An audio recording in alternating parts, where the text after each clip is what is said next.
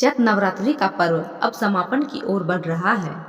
इन 9 दिनों बड़ी धूमधाम के साथ देवी के 9 स्वरूपों की पूजा की जाती है। पूजा के दौरान अखंड ज्योत प्रज्वलित की जाती है। इसके साथ ही चौकी पर कलश स्थापित किया जाता है, जिस पर नारियल रखा जाता है।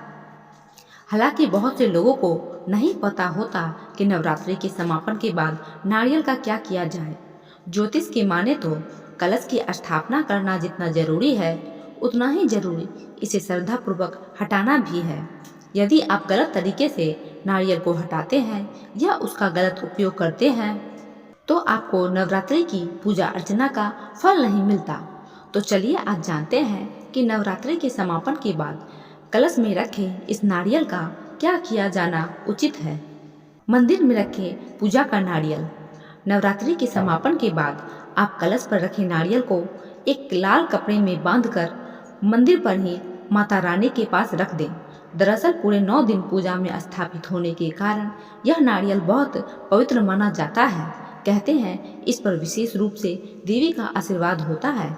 ऐसे में जब आप माता रानी के सम्मुख इसे रखते हैं तो माता रानी प्रसन्न होती है।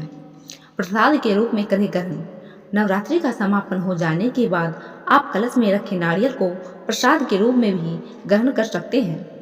दरअसल कुछ लोग इसे प्रसाद स्वरूप खाते हैं, तो वहीं कुछ ऐसा करना शुभ नहीं मानते। लेकिन धार्मिक मान्यताओं के अनुसार पूजा के बाद इस नारियल को प्रसाद स्वरूप देवी का भोग लगाकर ग्रहण करना शुभ माना जाता है। आप कन्या भोज में इस नारियल को प्रसाद स्वरूप छोटी छोटी कंजकों को दे सकते हैं और इसके बाद ग्रहण कर सकते हैं। जल में करें प्रवाहित। हवन हो या पूजा की सामग्री, धार्मिक मान्यताओं के अनुसार उन्हें जल में प्रवाहित करना शुभ माना जाता है।